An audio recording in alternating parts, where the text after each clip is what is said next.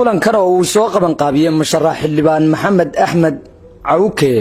oo u sharaxan kursiga 104 ee deegaan doorashadiisu ay tahay dowlad goboleedka Puntland gaar ahaan degmada Tawfiiq waxaana uu maanta kulankan u sameeyay dumarka ka soo jeeda beesha Saleebaan Cabdalle dhammaan dumarkii ka soo qayb galay goobta ayaa waxa ay aad ugu amaaneen in uu ka soo bixi karo kaalintaasi xildhibaan ee u sharaxan yahay ee 2022 محمد أحمد عوكة وشرحان كرسي بقولي آخر فدرالك محمد أحمد عوكة وحنا هاي مهد سند سود وين ناقع مفرن يقلب فرن سليمان عبد الله إن شاء الله يسبدل ونعكسن بنكون رجينا مولانا يمروين قبلها بيش سليمان عبد الله ومانتي وصو شق وإمادي أما دون أي إن تغير بوحدة السيان walaalkood ama wiilka ka soo jeeda bahda musharax Maxamed Axmed Cawke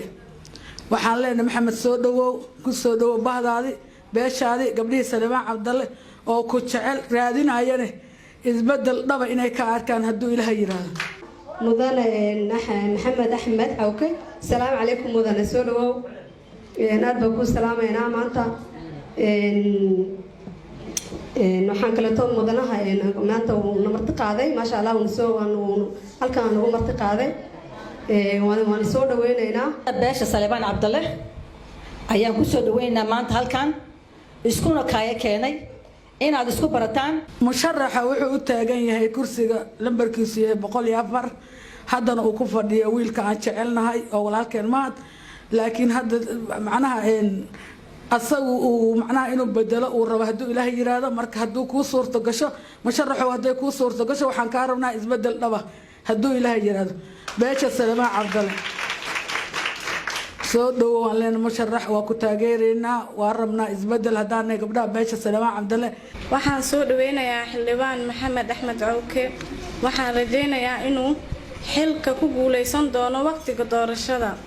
duulaayno waxaan ognahay inuu yahay nin karti leh una buuxin doono baahida beesha Saleebaan Cabdalle Maxamed Axmed Cawke walaal wiilkeena waxaan rajaynaynaa daadsanaanta Saleebaan Cabdalle inay wax weyn iska bedesho ilaa raas xasay iyo raas gambooni isma naqaan waligeena isku maanaymaan laba gabdhood oo Saleebaan Cabdalle ma shirin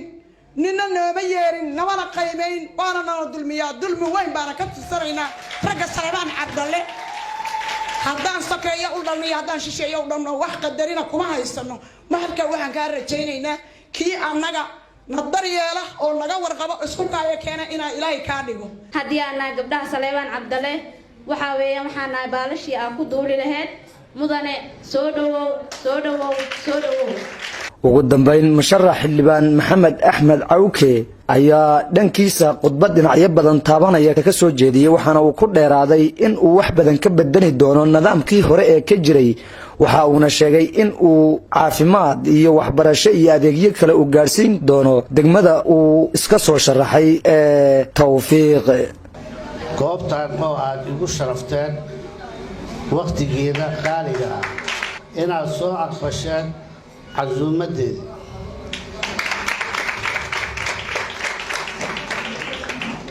أنا محمد أحمد عوكة وحن من سنة إن ترك عن كذا شيء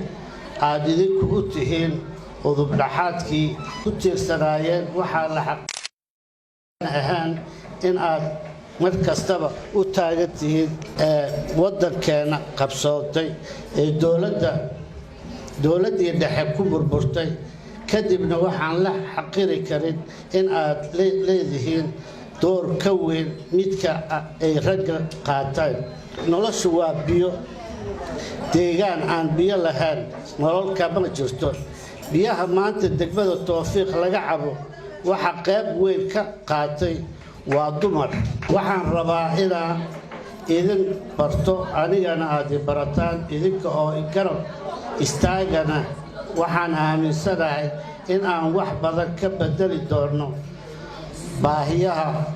tirada badan ee arrimaha bulshada waan maasantiin Maxamed Cabdi Cusmaan Maxamed Faradheere Shabna News TV magaalada Muqdisho